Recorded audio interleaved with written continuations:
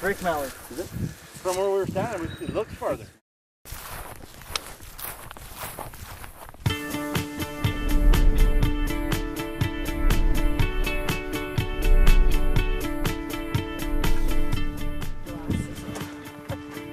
Today we were out duck hawking. We call it duck hawking.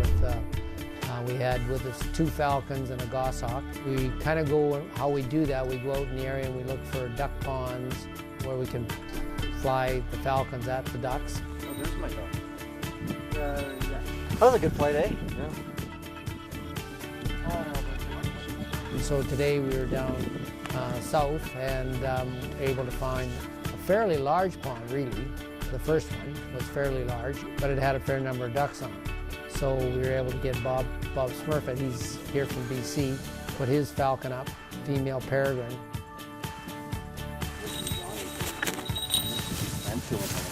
She mounted quite nicely.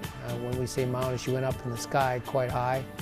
Well, the ponds are a little bit different for our style flying because we're from the west coast of British Columbia. So the normal setups that we fly with her are ditches, big long irrigation ditches, so she doesn't really see the big open ponds and the ducks on the pond, and she does have a tendency of stooping the ducks on the pond because she's not smart enough to realize it's got to stay in the air for them. But she's figuring it out after a couple times visits to Alberta and to Saskatchewan. When we called for the flush, lots of ducks got up and she did her thing and was able to kill and catch a hen mallard. So that one worked out very well.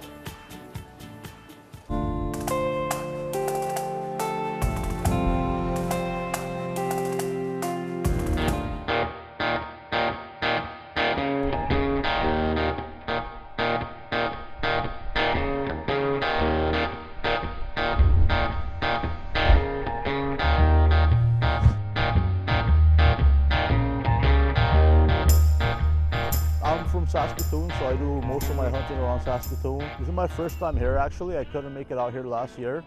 Really nice little town, beautiful landscape. This is a Maryland falcon. This is our second smallest residential falcon. They're pretty much here year-round, these Marylands. You know, some of them will winter here. They hunt primarily small birds, but you know, like the females, like this is a female, they'll take a bird the size of a pigeon. I've seen them chase wild pigeons in the wild. You know, a lot of people are probably wondering what is that on her head. So she's wearing a hood right now.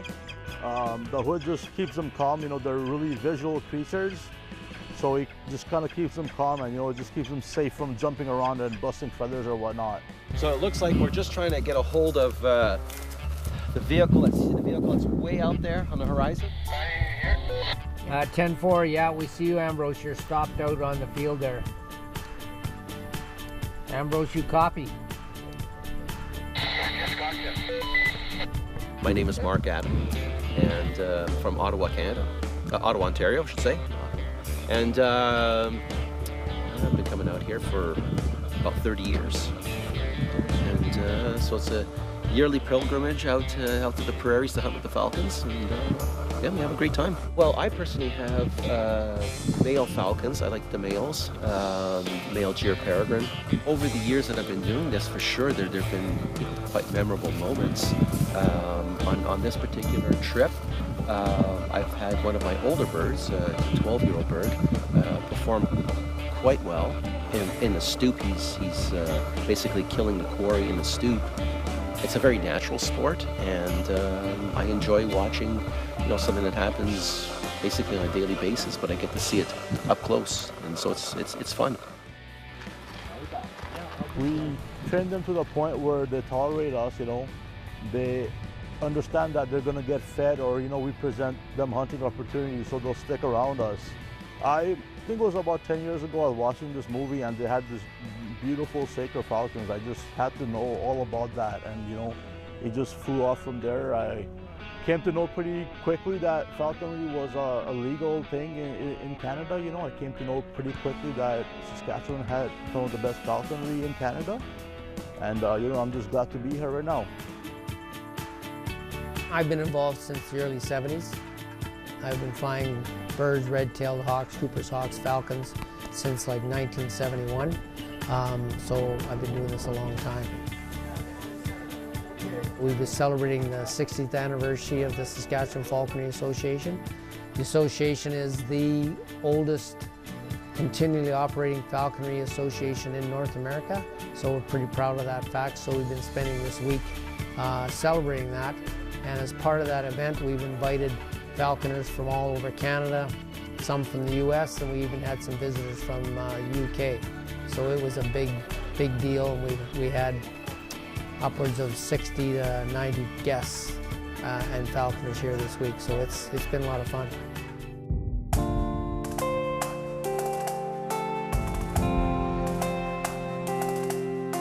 So after that flight, we moved on and found a couple of mallards on a small creek, and Bob Smurfett got out his goshawk this time. So I'll go a little bit farther this way. And the whole group attacked the pond, or the creek. So everybody on this side of me.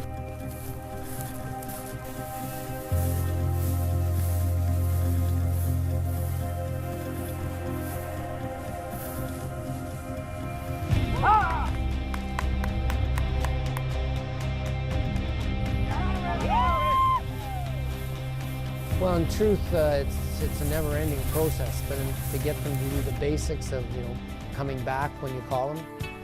Yeah, Bob. That was awesome. That can vary from a few weeks to a few months, depending on the bird, the type of bird, and the mannerism of the falcon. But that's usually the case.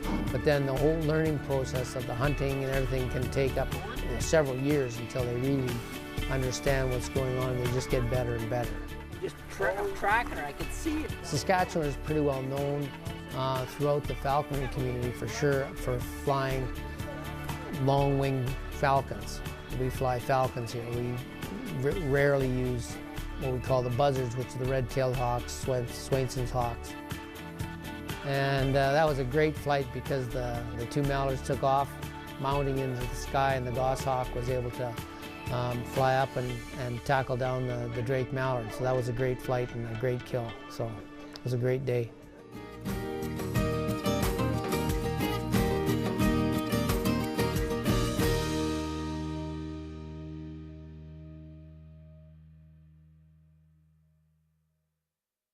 If you have program ideas that you'd like to see on maxTV Local On Demand, write us at max.local@sastel.com.